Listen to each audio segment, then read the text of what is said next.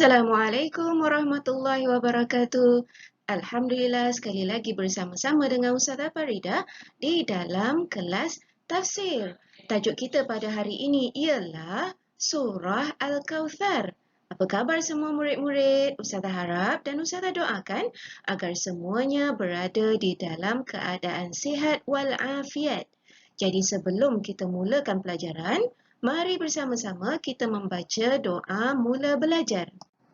Bismillahirrahmanirrahim.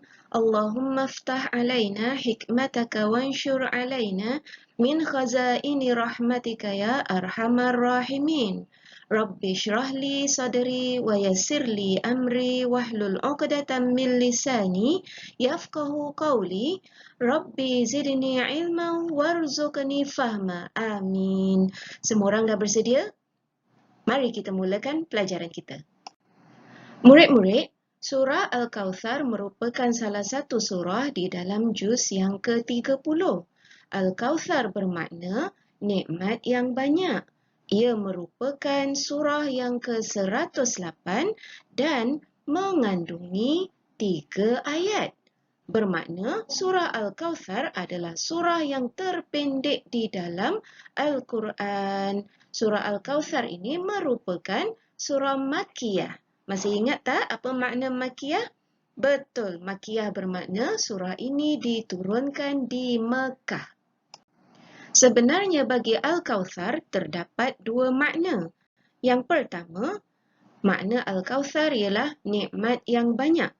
Manakala yang kedua maknanya ialah ia merupakan nama telaga Rasulullah sallallahu alaihi wasallam di syurga, yang mana sesiapa juga yang dapat minum dari telaga Rasulullah maka dia tidak akan haus, tidak akan berasa dahaga untuk selama-lamanya. Apa makna telaga murid-murid? Betul, telaga ialah perigi. Baik, kenapa surah Al-Kawthar diturunkan? Jadi ceritanya begini. Rasulullah sallallahu alaihi wasallam mempunyai anak-anak. Salah seorang di antara mereka ada yang bernama Ibrahim. Pada satu hari, Ibrahim ini jatuh sakit dan akhirnya meninggal dunia. Tetapi apa yang berlaku murid-murid? Orang-orang kafir Quraisy mengejek dan menghina Nabi sallallahu alaihi wasallam atas kewafatan Ibrahim. Apa makna wafat itu tadi? Meninggal dunia. Jadi apabila mereka mengejek, mentertawakan, menghina Nabi, mereka sebenarnya gembira melihat Nabi bersedih dan mengatakan kelak ataupun mereka katakan nanti tidak akan ada yang akan mewarisi Nabi sallallahu alaihi wasallam. Jadi murid-murid, Nabi SAW berasa sangat sedih atas kewafatan anaknya dan ejekan serta hinaan daripada orang-orang kafir Quraisy. Maka dengan sebab itu, Allah Subhanahu wa taala menurunkan surah Al-Kawthar sebagai pembelaan dan menghibur Nabi SAW yang sedang bersedih. Mari kita lihat makna ataupun terjemahan surah Al-Kawthar.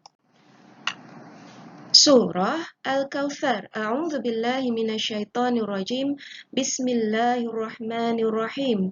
Inna a'tainakal kawthar.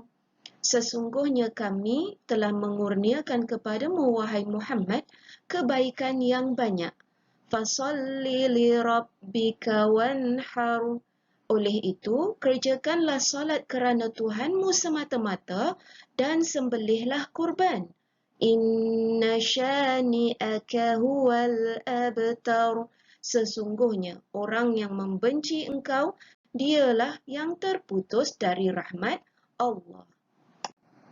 Isi pembelaan dan janji Allah Subhanahu wa taala yang Allah janjikan kepada Nabi yang pertama, perjuangan dakwah Nabi tidak akan terputus atau dalam kata yang lain tidak akan berhenti. Yang kedua, nama Nabi akan disebut sehingga akhir zaman.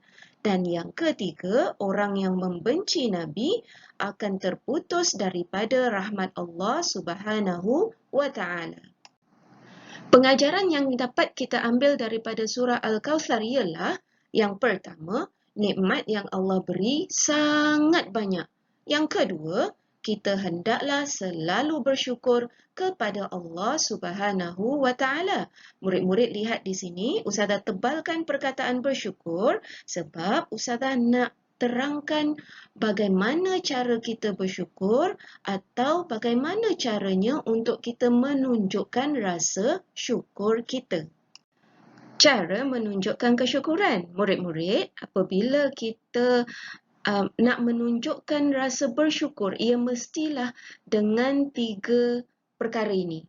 Yang pertama, hati. Maknanya kita mesti bersyukur dengan hati, iaitu kita sedar bahawa semua nikmat adalah daripada Allah. Yang kedua, secara lisan, iaitu kita memuji Allah dengan mengucapkan Alhamdulillah. Dan yang ketiga, dengan jasmani. Jasmani ialah anggota tubuh badan, iaitu dengan beribadah kepada Allah. Dan salah satu ataupun perkara yang ditunjukkan di dalam surah Al-Kawthar, bagaimana cara menunjukkan rasa bersyukur ialah dengan solat. Saya tunjukkan di sini, solat dan melaksanakan ibadah korban. Alhamdulillah, selesai sudah pelajaran kita pada hari ini. Tapi murid-murid tunggu dulu, ada latihan yang mesti murid-murid jawab. Dan sebelum kita berpisah, Ustazah berdoa dan berharap agar kita dapat memahami pelajaran kita serta dapat mengamalkannya di dalam kehidupan seharian. Sebelum berpisah, mari kita baca dulu tasbih kafarah.